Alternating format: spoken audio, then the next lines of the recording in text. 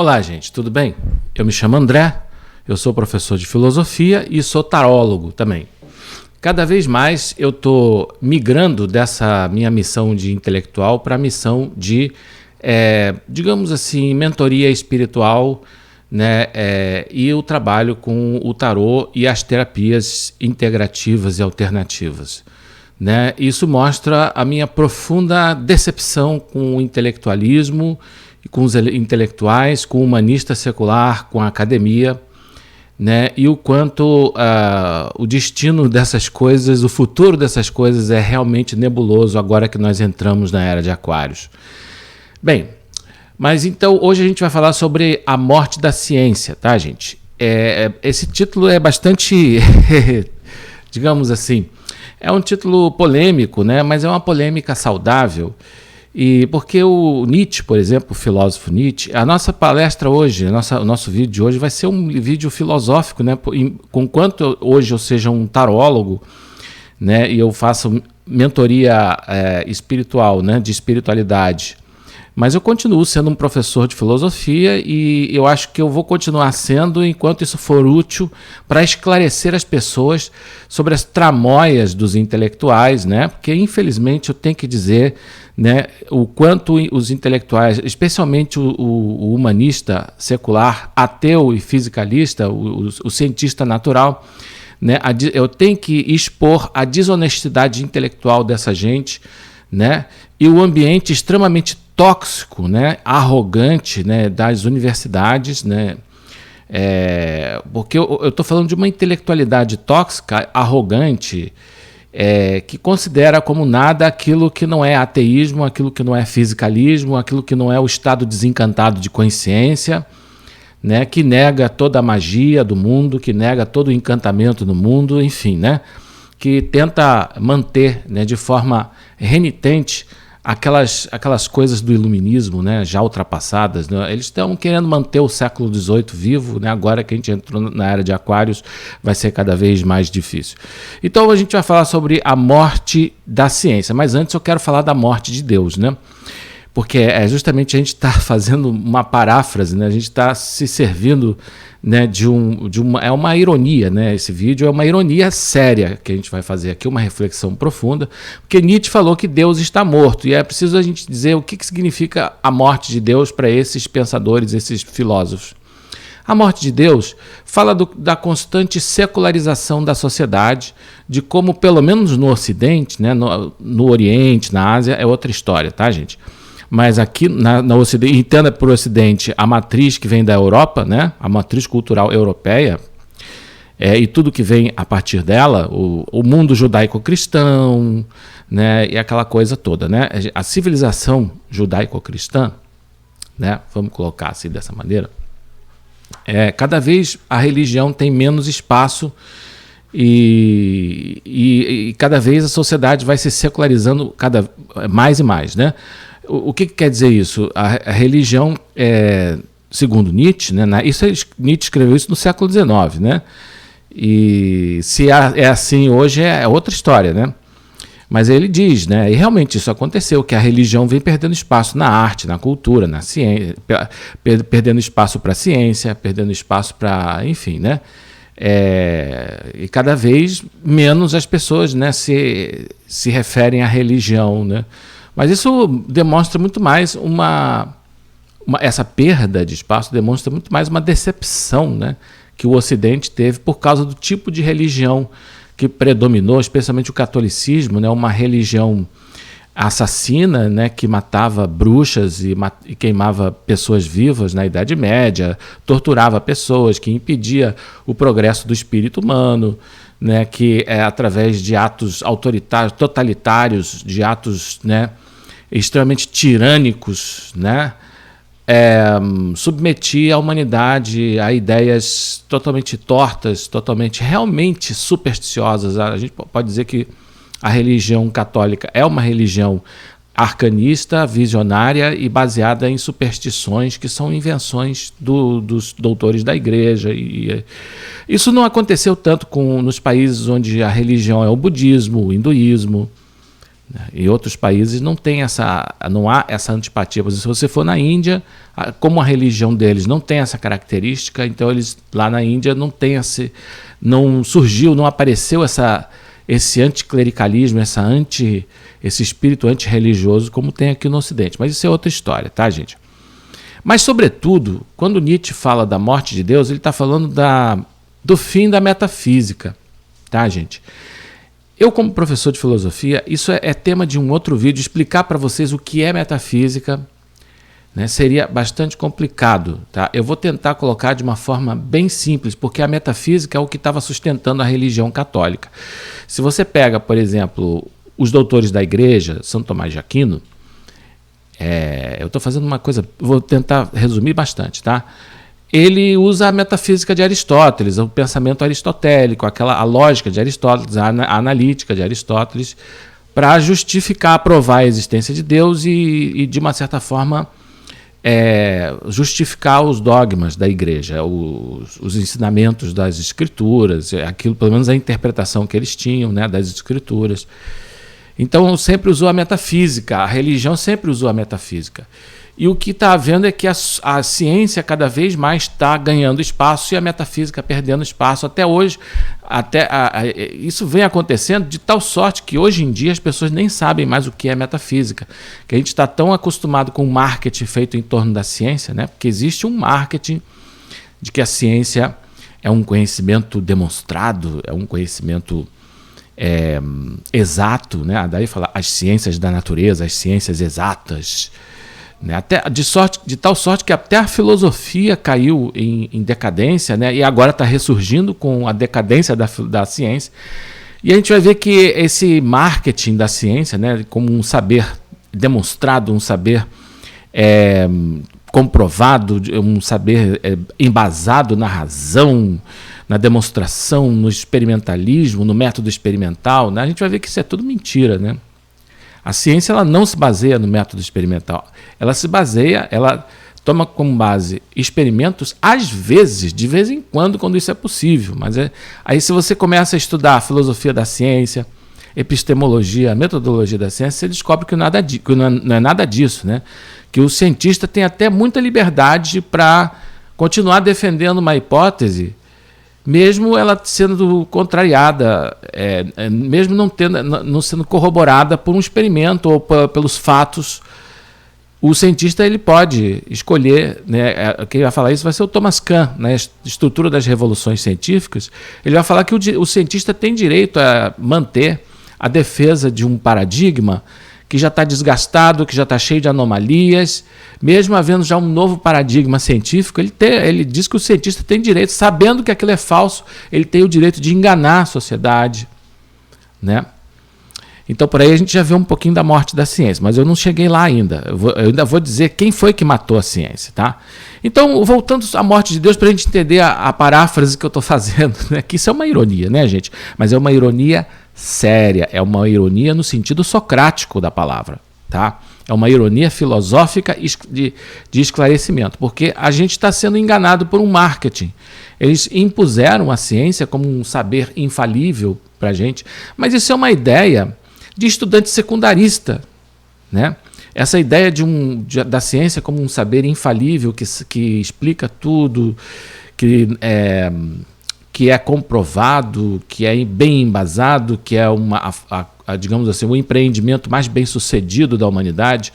O filósofo Feyerabend vai dizer que a ciência não tem nada de bem sucedida, que a ciência não é o empreendimento mais bem sucedido. O que acontece é que realmente a ciência em alguns setores teve muito êxito. Então a gente pode ver nas viagens espaciais, a gente vê que a ciência colocou robôs em Marte, robôs em meteoritos, essas coisas todas realmente dão uma impressão de que a ciência, nesses setores ela teve êxito. Mas em compensação, não é capaz de curar uma gripe. Não em outros setores, não é capaz de curar a depressão. Quer dizer, a gente vê uma ciência que é capaz de mandar astronautas para a Lua, e eu acredito que o homem foi à Lua, não sou negacionista, o que eu estou fazendo aqui é uma crítica da ciência, não é negacionismo, tá? Eu acredito plenamente que a ciência, que o homem pisou na Lua, sim. Mas olha o desnível, olha o disparate, né? A mesma ciência, né, que colocou astronautas na Lua, é a ciência que não é capaz de curar a depressão, de oferecer saída para a depressão. É essa ciência que coloca robôs em Marte, mas não resolve o problema da fome na África. Não é capaz, né, de oferecer soluções para problemas humanos, doenças, enfermidades, formas de câncer. Então, na verdade, o progresso da ciência, o êxito da ciência, é uma aparência, é uma ilusão. A ciência não é tão bem sucedida assim. Mas a gente vai ver também que a ciência não é esse conhecimento comprovado, né, que todo mundo acha que é. Mas então, voltando à metafísica, a morte de Deus, para Nietzsche, né, é a morte da metafísica. No momento em que a metafísica começou também os filósofos começaram, especialmente Immanuel Kant, na sua crítica da razão pura. E isso é tema para um vídeo que é tão complexo, tão denso, que teria que fazer um vídeo só sobre isso. Mas explicando o que é a metafísica. A metafísica é um saber que não utiliza os sentidos, utiliza a razão pura. Ou seja, o entendimento e as operações do entendimento, raciocínios, silogismos, inferências a partir de premissas que são juízos universais, que levarão a novos juízos universais. Então é uma construção do conhecimento de forma puramente analítica e conceitual. Né? A metafísica, portanto, é um saber que utiliza a razão pura, ou seja, sem os sentidos, sem a visão, audição, tato, olfato, paladar, só as ideias, clarificando os conceitos e demonstrando por meio do silogismo, ou seja, do raciocínio, em que a partir de juízos eu, por inferência e conclusão, eu chego a novos juízos e assim, né, eu vou aumentando o conhecimento, mas é um conhecimento em que o predicado já está contido no sujeito. Isso é uma coisa muito técnica, a gente não vai ficar muito tempo nisso, eu teria que explicar isso com mais calma para vocês entenderem. Quem está começando na filosofia talvez não entenda, mas basta você dizer que a metafísica é uma forma de conhecimento que não usa os sentidos, nem a visão, nem a audição, nem o olfato, nem o tato, nem o paladar, os 5 sentidos. Ou seja, é uma forma de conhecimento que não é empírica. Ela não utiliza a experiência. Esse é o tipo de conhecimento que existia desde a Grécia, desde os filósofos gregos. É o que vai embasar a filosofia medieval, a teologia. Na verdade, na Idade Média não tinha filósofos, tinham teólogos filosofantes. É o que vai fazer com que um Tomás de Aquino dê base racional às doutrinas da Igreja. É esse tipo de conhecimento que não utiliza o quê? Os sentidos, o experimento. Já a ciência, ela é totalmente diferente da metafísica, ela parte da observação empírica. O cientista, como é que o cientista procede? Observação, primeiro ele observa os fenômenos e vai formular uma hipótese, um modelo explicativo, e se for possível fazer um experimento controlado, né, que possa testar aquela hipótese, ele fala, se não fizer, ele vai ter que validar através de todo um corolário de prós, deixando de lado muitas das vezes os contras, né? Mas ele vai pegar, né, uma série de fatos que corroborem com aquela hipótese e assim, dessa forma, ele vai estar validando uma hipótese e pode partir para generalizações, né? Então é assim que a ciência procede, mas ele parte sempre dos sentidos, né? Então, o cientista, o metafísico, o filósofo, ele vai partir de conceitos universais, ideias universais. É assim que é a metafísica. Ele não precisa dos sentidos. Já a ciência, ela é totalmente empírica. Ela parte da observação dos sentidos. Então, como ela é maculada por determinações empíricas, ela já começou sendo muito criticada. A ciência foi muito criticada, né? Porque os sentidos nos enganam. Entendeu? É por isso que Kant fala como é possível a ciência. Porque existem 2 coisas que ele coloca: o juízo analítico a priori e o juízo sintético a posteriori. O juízo analítico a priori é justamente partir só de juízos universais, né, para chegar por inferência, a novos juízos, né, formando silogismos. E a demonstração estaria no silogismo, né? Mas isso é um procedimento em que, como o predicado já está contido na ideia, no sujeito, então não haveria tanto erro. Mas quando você parte dos sentidos, aí você vai estar... o tipo de conhecimento aí é a posteriori, ou seja, parte da experiência. Como os sentidos eles captam só o que é fragmentário, particular e subjetivo, tudo que é empírico, ou seja, sintético a posteriori, seria o termo técnico para isso, tá? Tudo que é feito pelos sentidos. Careceria de força probatória, porque quando você parte de observação empírica, segundo a filosofia, a metafísica, os princípios da lógica, vamos colocar assim, segundo a analítica, é considerada até então, você não pode chegar a juízos universais e necessários. Você não pode construir conhecimento universal e necessário partindo dos sentidos, porque os sentidos eles captam só o que é particular, só o que é fragmentário. Entendeu? Então, você teria que, para fazer os juízos mais gerais, né, você teria que, por abstração, fazer generalizações que são muito temerárias. Tipo, para você dizer que todos os cisnes são brancos, você teria que analisar uma amostragem o maior possível de cisnes. Então você analisou 1000 cisnes. Todos aqueles 1000 cisnes eram brancos. Então você concluiu que todos os cisnes são brancos. Mas você não analisou todos os cisnes do planeta. Então, se surgir um cisne não branco, pronto, já desmente a sua hipótese, o seu juízo pretensamente geral. Quer dizer, o conhecimento que vem dos sentidos, ele não tem universalidade e ele também não é necessário. Ele não é uma coisa que, dadas as condições X, eu terei, né, o resultado Y. Ele não é uma coisa assim universal e necessária. Então, como você pode construir um conhecimento sólido a partir dos sentidos? É por isso que Kant, né, ele faz essa pergunta: como é possível a ciência? Depois ele vai mudar, ele vai dizer como é possível o sintético a priori. Aí é uma coisa muito técnica para explicar para vocês, mas eu vou resumir como é que ele destruiu a metafísica e estabeleceu a ciência no lugar da metafísica. Bem, a mecânica de Newton estava na moda na época, e eles, a mecânica de Newton, ela vem dos sentidos, né? Porque a ciência utiliza a observação empírica e, no entanto, as leis de Newton, elas são universais e necessárias. Todo corpo possui inércia, né? A toda ação segue uma reação de igual intensidade, né? Todos os corpos gravitam, a gravidade é um princípio universal. Então, note que realmente Isaac Newton, ele foi um homem brilhante que conseguiu, através de observação, chegar a uma mecânica, um modelo científico não metafísico que tinha universalidade e necessidade, né? Aí Kant vai dizer que isso é sintético a priori. Ele vai tomar isso como modelo do sintético a priori. Então, como é a priori? É uma coisa, né, que é universal, que tem universalidade e tem necessidade. Então, isso foi uma coisa brilhante de Kant. Ele diz: está vendo como é que a ciência pode substituir a metafísica? Não precisamos mais da metafísica, nós temos a ciência.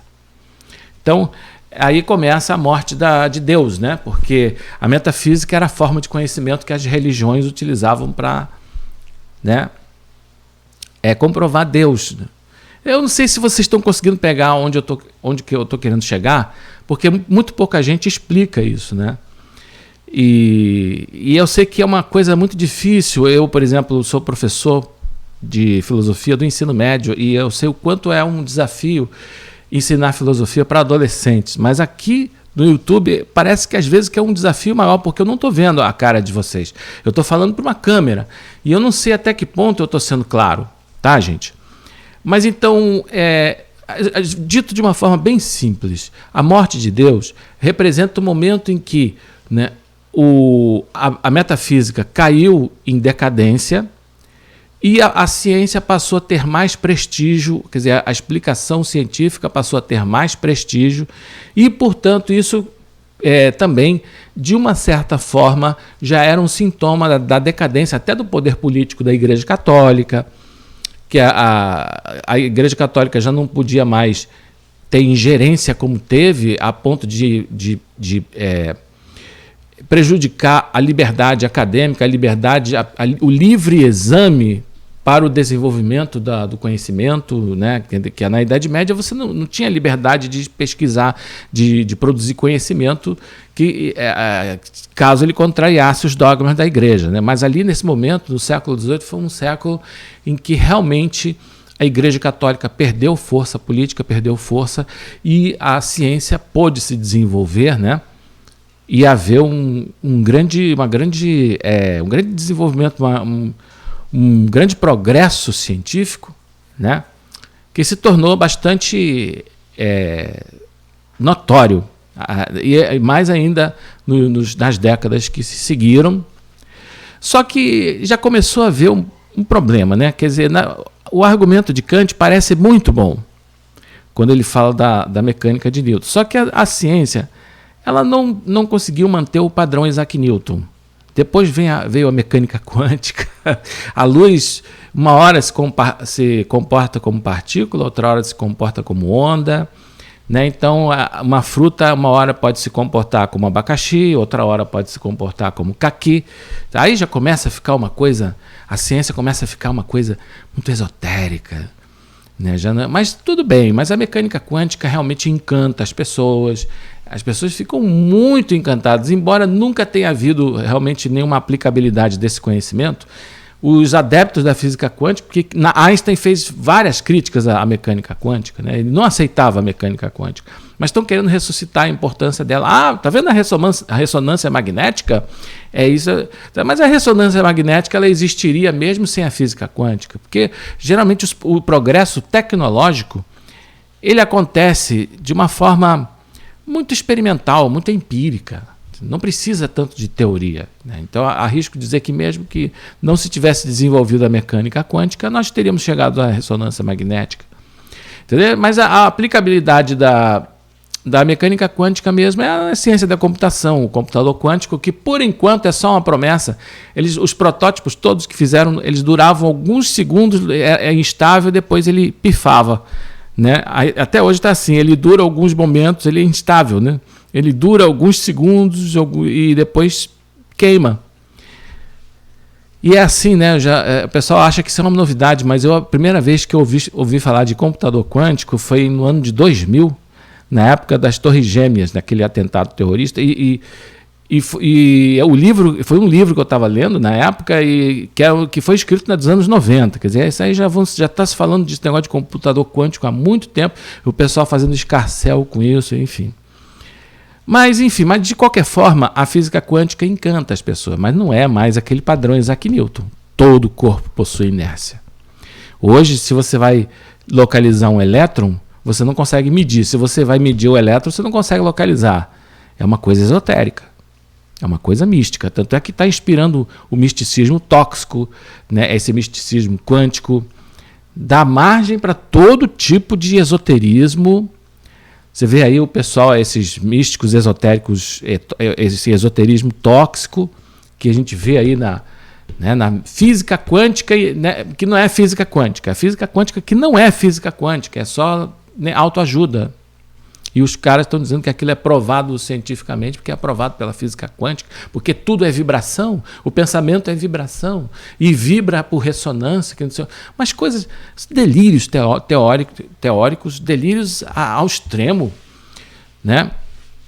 Então você vê, mas de qualquer forma a física quântica ainda não matou a ciência, né? Porque se é verdade, né, que Deus está morto, a ciência hoje está morta. De que maneira? E como como mataram a ciência?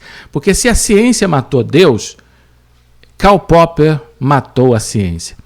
E agora é dele que a gente vai falar, porque agora que a gente está o tempo todo falando da morte de Deus. Agora eu vou falar da morte da ciência propriamente. Desculpe, o nosso vídeo é longo mesmo, porque o assunto é complexo e eu quero que vocês conheçam sobre isso. Eu quero que vocês entendam quando se fala que Deus está morto e quando eu falo que a ciência está morta. Porque se Nietzsche matou Deus, se Kant, na verdade foi Kant que matou Deus, né? Se a modernidade matou Deus, Karl Popper, grande epistemólogo, erradicado, acho que na Inglaterra, se não me engano, autor, né, do livro A Lógica da Descoberta Científica, né? E Karl Popper, grande epistemólogo, filósofo da ciência, ele vai, esse sim, vai matar a ciência. E de que maneira ele matou a ciência? É muito interessante isso. É muito interessante. Karl Popper estava muito preocupado com a ciência, com o quanto a ciência estava indo por um caminho muito duvidoso, né? Então, não havia mais rigor dentro da ciência. Ele começou a perceber que era necessário ele definir com mais clareza, que os filósofos definissem com mais clareza o que é ciência e o que é não ciência. E foi inclusive o Karl Popper que popularizou o termo pseudociência, né? E a gente vai explicar o que é a pseudociência. Então, Popper ele percebeu que a ciência tinha um paradigma, existia um paradigma de cientificidade, ou seja, quais eram os parâmetros que fazia com que algum conhecimento fosse considerado ciência. E ele chamou esses parâmetros de verificacionismo. Então ele diz que a ciência ela tinha um paradigma, o paradigma científico era verificacionista. Então era ciência tudo que era verificado, né? O que ele chama de verificacionismo? Ele diz o seguinte, que nem sempre tem um experimento controlado. Então esse negócio de dizer que a ciência é experimental é uma mentira. Tanto é que ele vai dizer que o método científico não é o método experimental. Tem gente que fala o método experimental. Eu mesmo já cometi esse erro. A ciência não utiliza o método experimental. Utiliza às vezes. Quando é possível, né? É tipo o Torricelli. Torricelli ele provou a pressão atmosférica com um barômetro. Uma máquina que realmente ali é uma coisa indubitável. Mas nem sempre você tem um barômetro, nem sempre você tem um experimento controlado, reprodutível, né? Dadas as condições X, eu terei o resultado Y, para você validar, para você demonstrar e testar uma hipótese, um modelo explicativo. Não tem, isso não é possível. Isso só é possível, arrisco dizer, 10% das vezes. Então, 90% da ciência é conjectura. É isso que o Karl Popper vai dizer. A ciência ela é 90% conjectura e 10% experimentalismo, demonstração empírica. Então esse negócio de dizer a ciência utiliza o método experimental. Não utiliza. Utiliza só 10% das vezes. A ciência utiliza o método que ele chamou de hipotético dedutivo. Hipotético dedutivo. Como é que é isso?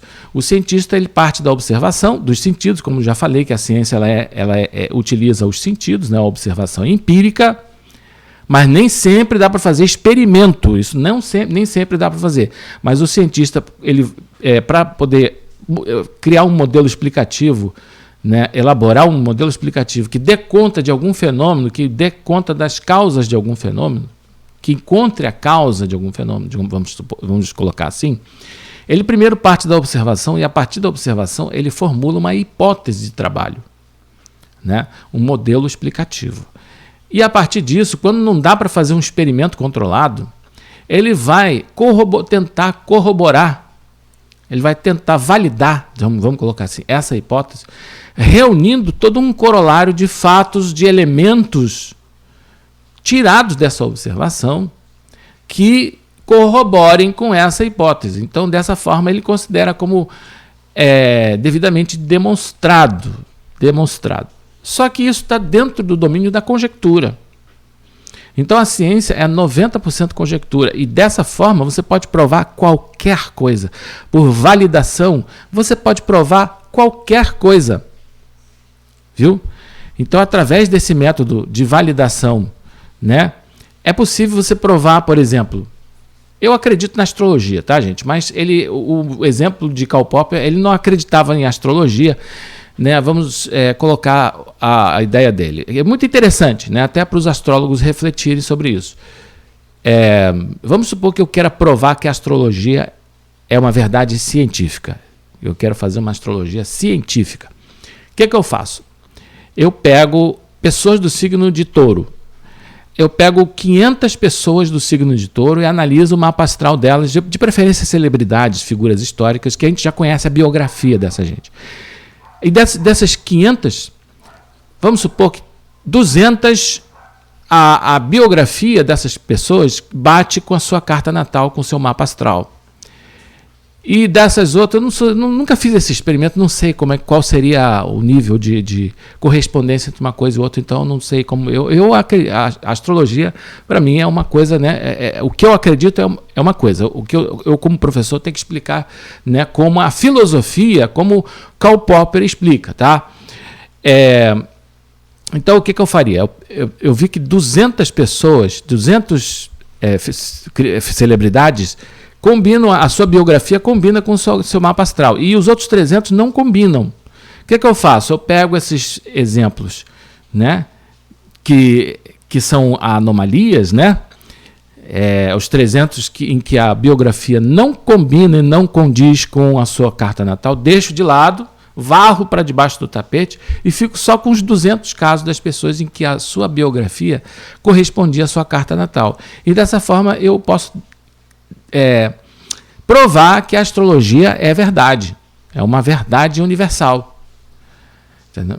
Mas isso daí é uma coisa meio cretina. Mas é assim que a ciência faz, é assim que o cientista procede.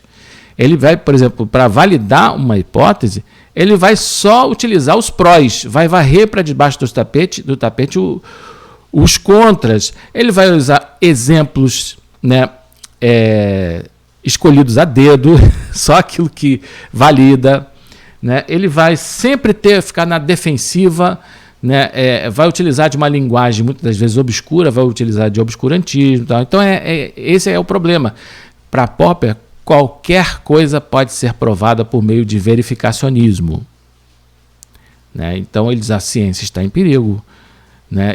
A ciência está em perigo de não ser aquele saber comprovado, cheio de verdades, que os estudantes secundaristas sabem que só quem sabe que isso é mentira são os estudiosos de epistemologia, metodologia da ciência e filosofia da ciência, que sabem que isso é só uma narrativa marqueteira, né? Então, aí ele propõe um novo paradigma de cientificidade. Ele propõe que o paradigma verificacionista seja deixado de lado e que se adote o paradigma falsificacionista. Ao invés de uma coisa ser verificada, ela deveria ser passível de falsificação. Ela deveria ser falsificável. E como é que funciona isso? Uma verdadeira teoria científica, ela tem que expor de antemão, ela tem que deixar devidamente claro de antemão as condições de sua refutação. Ou seja, uma hipótese, um modelo explicativo, ele não pode ser irrefutável. Por isso que ele vai dizer que, por exemplo, psicanálise, marxismo e darwinismo são pseudociências, porque eles são irrefutáveis. Sempre tem um mais. Você entra com... Outras coisas também são irrefutáveis, né? O ateísmo é uma coisa irrefutável. O fisicalismo, né, a doutrina segundo a qual tudo é redutível a reações físicas. A consciência é um fenômeno redutível a reações físico-químicas no cérebro. Essas coisas todas, se você vai discutir com um cientista e vai mostrar evidências contrárias, ele não vai aceitar. Você vai falar das experiências de quase morte, dos milhares de casos de experiência de quase morte relatados e devidamente catalogados. Isso não adianta. Ele sempre vai ter um mais. Não, mais isso assim, assim. Mas a pessoa teve parada cardíaca. Como é que ela ouviu o médico falar isso assim, se ela estava com o coração parado, se ela estava, né? Não, mas é porque deve ter sobrado um restinho de oxigênio no cérebro e isso foi suficiente. Entendeu? Então, sempre tem um mais, né? Aí você parece que está jogando xadrez. Quando você conversa com uma pessoa assim, né, em que o seu ponto de vista é irrefutável, parece que essa pessoa está defendendo uma religião, uma seita, parece um espírito de seita, um espírito sectário. E também parece que você está jogando xadrez com um pombo, né? Porque quando você joga xadrez com um pombo, Você não vai jogar, né? O pombo vai, vai chegar com o bico, vai derrubar as peças, vai sujar o tabuleiro, né? Enfim, né? Então é a mesma coisa que você jogar xadrez com um pombo, é você tentar debater de forma madura com um darwinista, com um marxista, Olha, a psicanálise tem sofrido muitas críticas. Eu vou fazer um vídeo defendendo a psicanálise, tá, gente? Então, quando Popper falou que a psicanálise é pseudociência, aí é que está a grande desonestidade das pessoas. Para Popper, a questão da pseudociência é uma questão, né, sistêmica. Toda a ciência, todo mundo produz pseudociência. Quando alguém chega e fala, não, psicanálise é pseudociência, ele está sendo desonesto. Se essa pessoa conhece metodologia da ciência, conhece epistemologia, essa pessoa está sendo mau caráter quando fala uma coisa dessa. Porque Popper, quando falou, né, de pseudociência, ele está falando isso é um problema sistêmico. Toda a ciência passa por isso, porque a ciência utiliza um paradigma de cientificidade, o verificacionismo, que é questionável, que não é eficaz, que prova qualquer coisa, prova o que você quiser. Né? Aí você vai me dizer, mas depois disso a ciência então aprendeu com Karl Popper, né?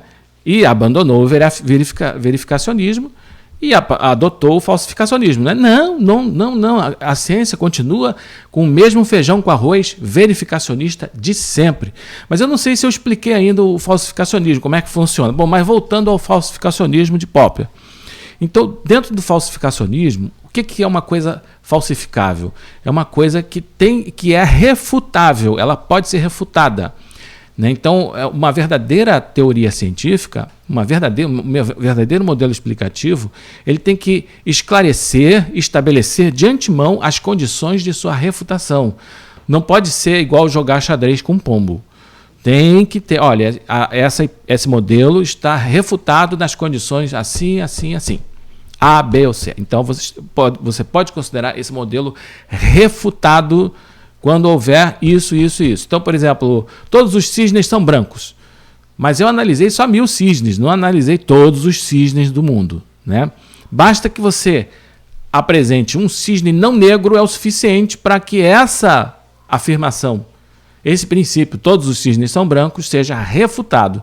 Então, é tipo assim, uma verdadeira teoria científica, ela faz o seguinte, todos os cisnes são brancos, mas basta que se apresente um cisne não branco para esta hipótese, esse modelo, essa teoria estar refutada. Tá? Então, ela está falsificada. Então, falsificacionismo é isso, você ter a possibilidade de refutar. Tá? E não ser uma coisa irrefutável, como é o caso do fisicalismo, do ateísmo, que são coisas que são verdadeiramente pseudociências. Quando o Karl Popper falou que a psicanálise é pseudociência, o darwinismo, o marxismo, ele só deu alguns exemplos, mas ele estava falando, a ciência toda que utiliza o verificacionismo, ela é sim pseudociência. Então todo mundo produz pseudociência. Porque quando alguém fala assim, você produz pseudociência, o que ele quer dizer nas entrelinhas é que ele faz ciência verdadeira e você faz ciência falsa. Isso é uma coisa política. Né? Isso é uma coisa que é quase um ataque pessoal. É quase um ataque ad hominem isso. Né? Então, se você vê alguém xingando um saber, ou um saber diferente do saber que ele defende de pseudociência, pode ter certeza que esse cara está querendo fazer um tipo de lava-jato epistemológica. Né, que leva em consideração só, eu não quero saber da pseudociência como um problema sistêmico, mas como um problema só daquele conhecimento, e não é. Entendeu? O problema da pseudociência não é um problema desse ou daquele, daquela disciplina ou daquele saber.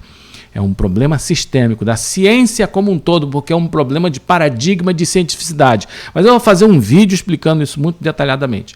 Mas aí você vai me perguntar, mas onde está a morte da ciência nisso daí que você está falando? A morte da ciência está muito clara, gente.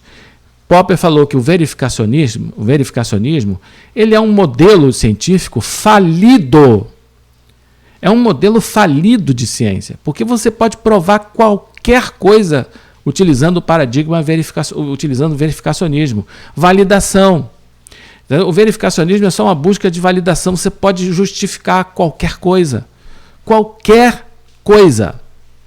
Né? Porque é só você pegar os prós e varrer os contras para debaixo do tapete. Você prova qualquer coisa dessa maneira. Não é uma coisa, não tem exatidão, não tem nada comprovado nisso. É só basicamente conjectura. Entendeu? Então, por isso que a ciência é 90% conjectura. Entendeu? Então, a ciência ela fica, né, ela é desmascarada enquanto um saber comprovado, enquanto um saber exato, essa ideia, esse marketing, essa narrativa da ciência, enquanto um saber comprovado, enquanto um saber devidamente exato, né, enquanto verdade, sem dúvida alguma, Karl Popper destruiu esse modelo, essa narrativa, ela foi invalidada, né, pelas reflexões de Popper, por essa contribuição de Popper. Então nós podemos dizer que realmente a ciência, enquanto um saber exato e demonstrado, enquanto um saber comprovado, morreu. Então ela já não tem mais aquele direito sobre a metafísica que Kant dizia que ela tinha. Né? Então você abre o caminho para o retorno da metafísica, sem dúvida alguma. Não exatamente como era na Idade Média, isso aí eu não acredito. Mas que isso abre um caminho para o retorno da metafísica, mas isso é tema para outro vídeo. Então é nesse sentido que nós podemos dizer que a ciência morreu. A ciência morreu enquanto aquela coisa que só os estudantes secundaristas, só os amadores que acreditam, aquela narrativa, a narrativa que povoa a mente de estudantes secundaristas, que ainda estão naquele nível elementar e primarista, né? Dentro do primarismo e elementarismo, né, do estudante secundarista, a narrativa da ciência como um saber comprovado, né, como um saber exato, ainda existe. Mas para quem realmente estudou filosofia da ciência, para quem estudou Karl Popper, né, sabe que essa narrativa morreu. Essa narrativa ela foi totalmente destruída. Foi destruída por Karl Popper. E por isso que eu acho que o Karl Popper ele é um dos filósofos mais importantes do século XX e de todos os séculos. Porque se Kant matou Deus, Karl Popper matou a ciência, que foi um instrumento que Kant usou para matar Deus. É coisa interessante, né? Como é que a modernidade matou Deus? Através da ciência, né? E Karl Popper matou a ciência. Então, a arma que foi utilizada, né, foi invalidada, né? Por isso que a gente vê Deus aí retornando com a força toda nessa era de Aquários que a gente está vendo surgir, né? A gente está vendo aí o retorno, a explosão do sagrado, as pessoas voltando à espiritualidade, se voltando para dentro, cultivando o espírito. E o ateísmo de Nietzsche e todo o fisicalismo do humanista secular morrendo cada vez mais, tá, gente? Morrendo. Então, se houve uma revolução cultural no século XIX, essa revolução cultural está tomando um novo rumo, né? As águas mudaram, o curso das águas mudaram completamente, o resultado é totalmente diferente daquele que Nietzsche achava que profeticamente tinha discernido em sua obra. Ok, gente, então é isso que eu queria deixar para vocês. Eu não sei se vocês pegaram onde eu queria chegar, é uma coisa muito técnica, de filósofo, mas eu tentei explicar da forma mais simples possível, mas não não infantilizando vocês, fornecendo material para reflexão, para vocês refletirem e chegarem a conclusões por si mesmos, ok? Muito obrigado por me ouvirem até aqui, até o nosso próximo vídeo, se os céus assim o permitirem. Até lá!